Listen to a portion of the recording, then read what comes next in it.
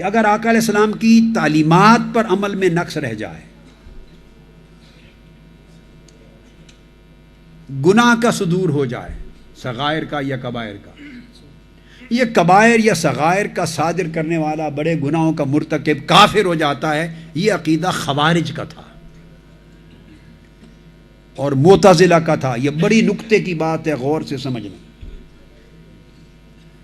یعنی تعلیمات پر جس نے عمل نہ کیا، گناہ سرزد کیے، کبائر اور بعضوں کے ہاں صغائر بھی، اگر وہ مرتکب ہوا گناہوں کا اور اس نے عمل حضور کی تعلیمات پر نہ کیا، تو خوارج اس کو کافر کہتے تھے اور جہنمی، دائمی جہنمی کہتے تھے۔ یہ خوارج کا عقیدہ تھا۔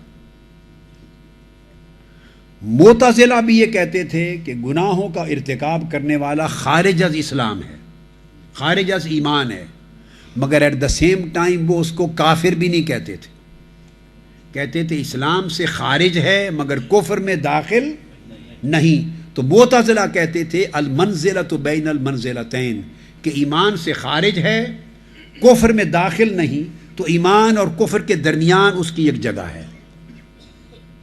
مگر ایک بات ہوئی کہ خوارج اور معتزلہ یہ گناہوں کا ارتکاب کرنے والا جس میں تعلیمات محمدی کے عمل میں کمزوری رہ گئی، اب میری بات سمجھ گئے، اس کو خوارج اور معتزلہ خارج از ایمان کرتے تھے۔ اہل سنت کے عقائد میں 1300 سال سے، خواہ وہ امام ابو الحسن اشعری اشاعرہ ہوں، خواہ وہ ماتریدیہ ہوں، مالکیہ ہوں، احناف ہوں، شوافع ہوں، حنابلہ ہوں، بالاجماع کسی کا یہ عقیدہ نہیں۔ ان کا عقیدہ یہ تھا کہ حضور کی تعلیمات پر عمل میں کمی رہ گئی صلی اللہ علیہ وآلہ وسلم، گناہ کا ارتکاب ہو گیا، تو وہ سٹل ہے داخل ایمان، مگر اس کو ناقص الایمان کہیں گے۔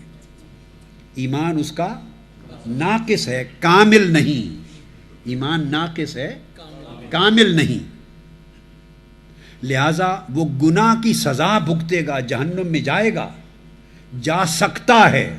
دو باتیں ہیں، یہ بھی بالیقین ہی کہ جائے گا، اس کا حق یہ ہے کہ جہنم میں جائے، مگر یہ اللہ کا حق ہے، چاہے تو جانے دے، چاہے اپنے فضل سے اور حضور کی شفاعت سے بخش بھی دے، مگر اس کا استحقاق جہنم ہے، دوزخ ہے۔ ہوگا کیا، یہ اللہ کی مشیت پہ منحصر ہے۔ تو اہل سنت کا عقیدہ تمام مذاہب کے نزدیک متفقہ ہمیشہ یہ رہا کہ اگر عمل میں کمی رہ گئی، تعلیمات پر عمل میں کمی رہ گئی، تو بندہ ایمان سے خارج نہیں ہوتا، کافر نہیں ہوتا، ناقص الایمان ہوتا ہے۔ لیکن حضور علیہ الصلوۃ والسلام کی محبت اگر اس سے دل سے خارج ہو گئی، حضور کی ذات سے کٹ گیا، حضور کی محبت سے فارغ ہو گیا، تو وہ شخص ناقص الایمان نہیں ہوگا بلکہ خارج از ایمان ہوگا۔ وہ ایمان سے خارج ہو گیا، وہ کافر ہو گیا، وہ دائمی جہنم بنا،